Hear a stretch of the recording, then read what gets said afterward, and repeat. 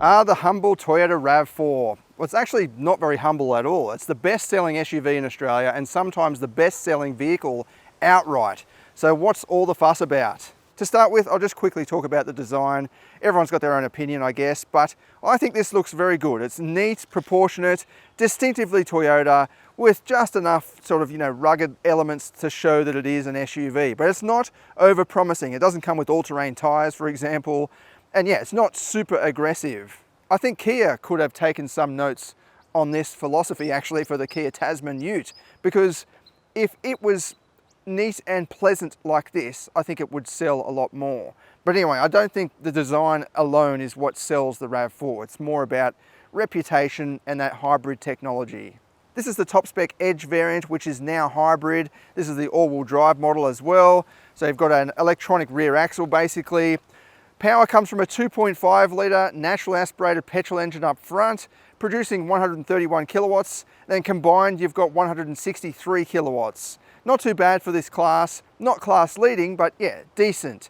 Then fuel economy is rated at just 4.8 litres per 100 kilometres, which is very good for this class, especially for an all-wheel drive, or at least an on-demand all-wheel drive like this.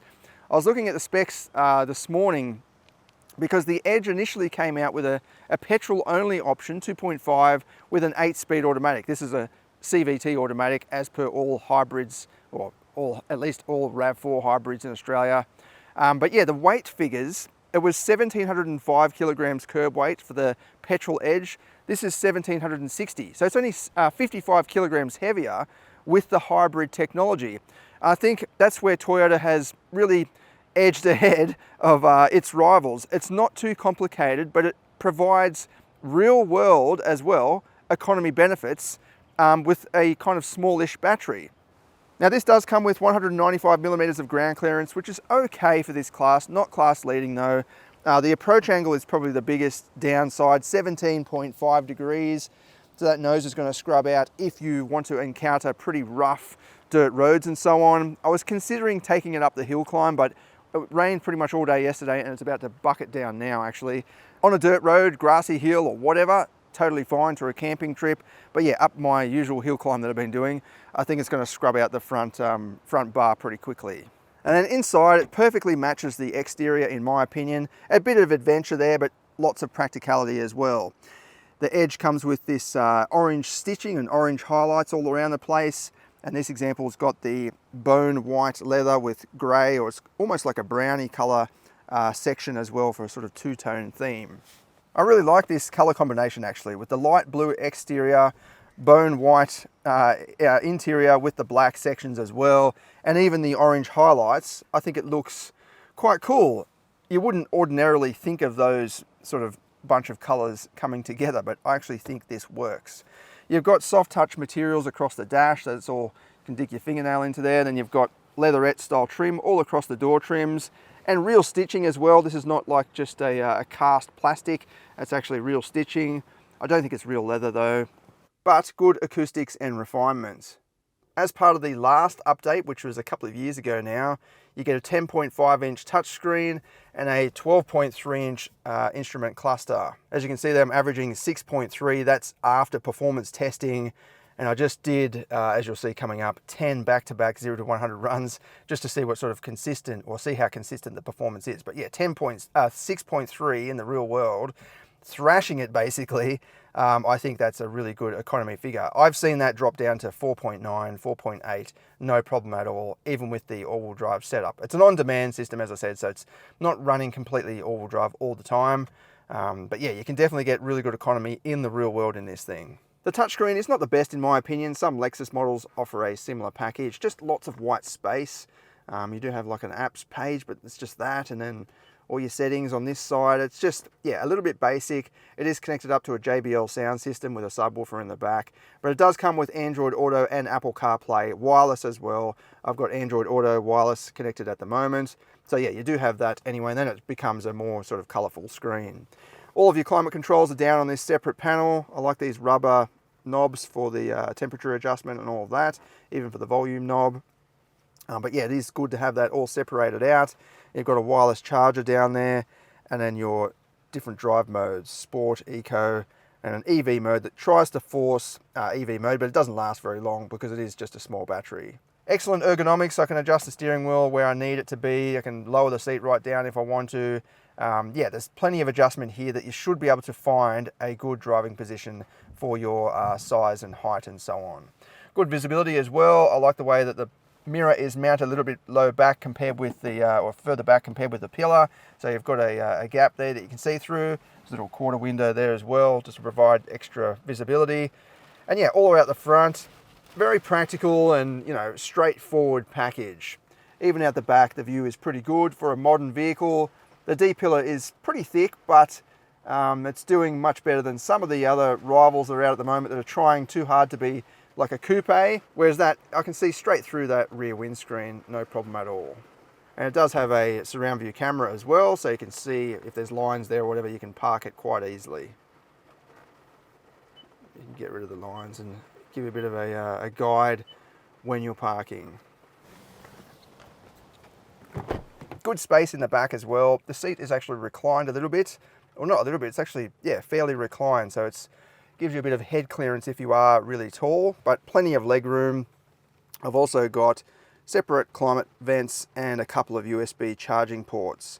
Pocket in the back of only the passenger side, not the driver's side, unfortunately, and you do have grab handles on the ceiling, but not on the pillar. But I guess this isn't a rugged off-roader, so you don't really need that. That same trim extends to the rear as well, although this is hard plastic. I think that's the same as the front actually. But yeah, you've still got that soft touch material with the exposed orange stitching. But yeah, overall, this is a nice cabin. I can see why the RAV4 is popular because it just does what it says on the tin. It's a mid-size SUV. So good practicality, good amount of features, and very practical as well. With the latest touchscreen, it's also got connected services, so you can do things from your smartphone, like check the fuel level and all that, check that the windows are wound up, and it's also got over-the-air updates. So yeah, you can keep it nice and fresh. And then up at the back, so many beeps and bongs with this thing, like very, very annoying. Even when you shut it, it just keeps beeping at you. But you've got 542 litres or 580 litres. I think that's dependent on if you've got the board up at the highest section there. But yeah, definitely a good sized boot. You've got that subwoofer there. There's a couple of tie hooks at the front and a little storage net on the side with a 12-volt socket. So again, very practical. It's wide as well, like some of the new age vehicles, they really cut into the side here with the whatever you want to call that, bulkhead. Whereas this has got, yeah, very wide space, and even the lip is quite low, so it should be pretty easy to load in furniture or whatever you need to. All right, let's go for a drive and see how it handles, see how it goes. As I said, just before I got here, I did 10 back-to-back performance runs, 0 to 100 runs, just to see what sort of how consistent the performance is as the battery level drops. So we'll jump to that first and then we'll get out onto the road. To start with, let's do 10 back-to-back 0 to 100 runs with the Vbox on the outside there, because I want to see what sort of performance it offers as the battery level drops, or if it remains consistent. So we'll use this deserted bit of road here. It's not completely flat, it's kind of downhill to start with here, and then it rises up for the rest of the way, but then we'll turn around the start just before the top of the hill there, come back the other way and do 5 runs. So don't worry about too much about the results. I'm going to do the full performance test on the flat private road later on. It's just about how consistent the numbers are. The battery level looks like it's about halfway, 4 bars. We'll see how we go. I'm not going to put it in sport mode or anything like that. I'm not going to do a brake hold start. I just want to get consistent results. As I said, don't worry too much about what the figures are. We'll do the full performance test in a minute.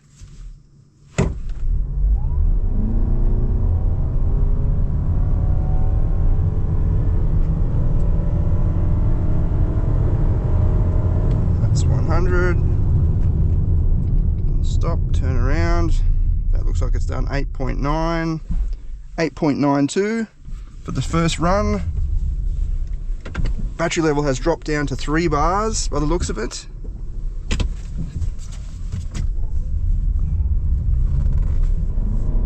And we'll start on this side, just where these posts are, which is just before the crest of the hill. So we get a kind of, go up a hill slightly as we start, but then it's all kind of downhill after that, just anyway.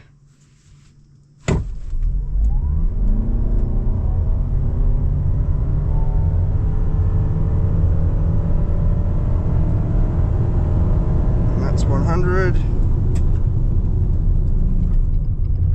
8.8 that time. Understandable because it is slightly downhill back the other way. 8.77. Battery level is still on 3 bars.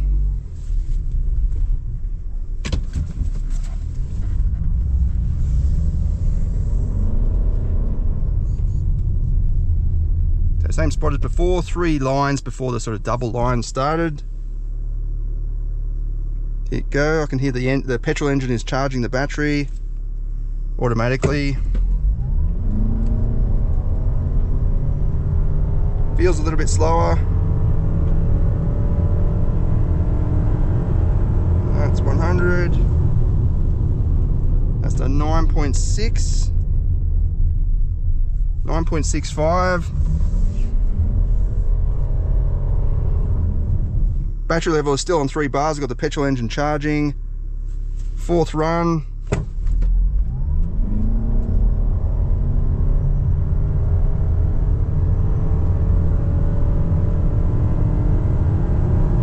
That's 100. That's done 9.3. 9.34.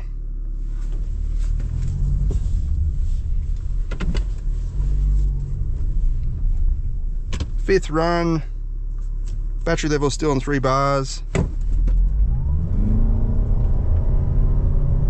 Feeling a little bit slower now. That's 100. That looks like it's done 9.4 again.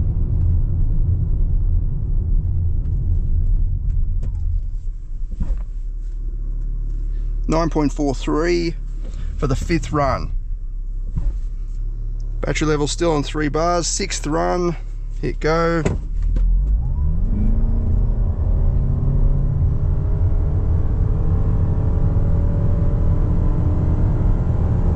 That's 100. 8.7 that time.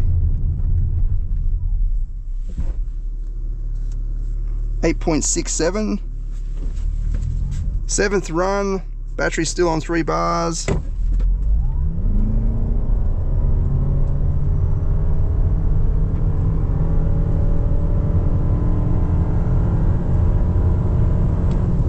That's 100. That's done 9 flat by the looks of it. 9.04. 8th run.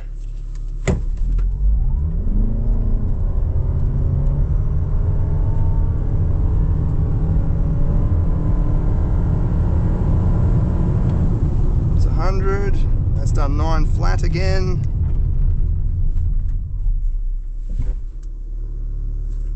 9.03. 9th run. Battery level still on 3 bars.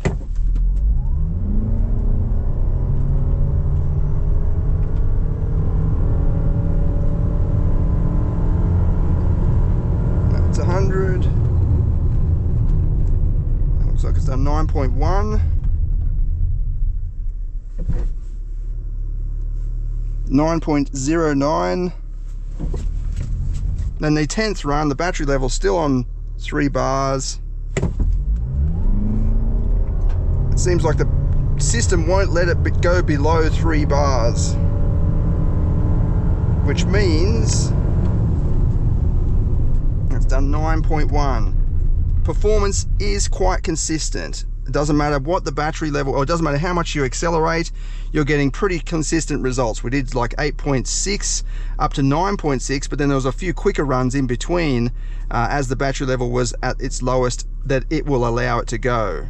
So that's pretty good, quite consistent compared with some of the new hybrids that are out at the moment, where the performance is very variable, dependent on that battery level. I've had hybrids where it'll do really good performance at full capacity and it drops off from about 70%, and it's pretty poor when you drop below 50%, whereas this seems to be quite consistent regardless of the battery level, and the battery the system seems to maintain 3 bars. It doesn't want to let it go below 3 bars. In terms of the handling, yeah, I think this is pretty good. It's based on the TNGA platform, which I guess is getting a little bit old now, but it's still current. It's got a low center of gravity, and it doesn't have too much body roll or anything like that. And there's a bit of communication coming through the wheel, so it feels nice to drive down a winding road. Out on country roads like this, which, let's face it, a lot of roads in Australia are like this, out in the open, some bumps and patchwork and potholes everywhere. This is doing quite well. It's not super soft, so it's not the most comfortable mid-size SUV you can buy, but I think the trade-off to that is good handling and body stability. So there's not too much body roll, doesn't flop about all over the place. If you are interested in some sporty driving through the mountains, this can do that. And better than some of those rivals that might be perhaps more comfortable, but they're going to feel a little bit more sloppy. So this kind of tries to walk a balance. I prefer something like this because of our ordinary country roads. So you go around a corner and hit a bump, this, it won't disturb the balance or upset the balance of the vehicle like it will in some softer riding alternatives. This kind of remains pretty braced, and you've still got stability, directional stability happening. That engine is pretty noisy, I guess, but as per usual with naturally aspirated 4 cylinders, they always have a bit of a buzz to them. I'll just show you, slow down, no one behind me, so full throttle. It's not too bad. Like, there are definitely noisier 4-cylinder options out there, like some of the Mazda's naturally aspirated 4 cylinders are pretty noisy, whereas this is not too bad. And it's not always on as well, so most of the time you're driving along, it's just cruising, very low RPM, and it does actually switch off into EV mode like it is now, so the petrol engine isn't actually turned on. So yeah, in most cases it's going to cruise along in absolute silence, or pretty much. I don't mind the steering in the RAV4, it feels mechanical, and you've got a bit of feedback coming through, as I said. So if you are driving down a winding road, or even a country road like this, yeah, you've just got a bit of that engagement, so it doesn't feel like you're just, sitting in a box being moved along. Actually, we'll just check out that all-wheel drive system on demand. So on a very slippery surface, coarse bitumen, full throttle, no traction issues. The stability light didn't even flash actually, which means that the all-wheel drive on-demand system responds straight away. It doesn't wait for wheel spin to happen. Yeah, look, I can see why this is such a popular vehicle. It's very well rounded. It doesn't excel in any particular area, although I would say economy it does, because you can actually achieve low figures in the real world, whereas a lot of the rivals you can't. But yeah, it does everything well. It's got good practicality, it's easy to drive. I like the way you've got physical buttons still. It's not just overtaken by a big touch screen, although I don't like the position of that screen. It does stick up a bit. I'd rather it be a bit lower down and mounted properly. That's just tacked onto the dashboard. The exterior design is very pleasant, consistent. It just looks like a respectable vehicle to drive. All right, let's head off now and do the real performance test on the private road and see what it goes like.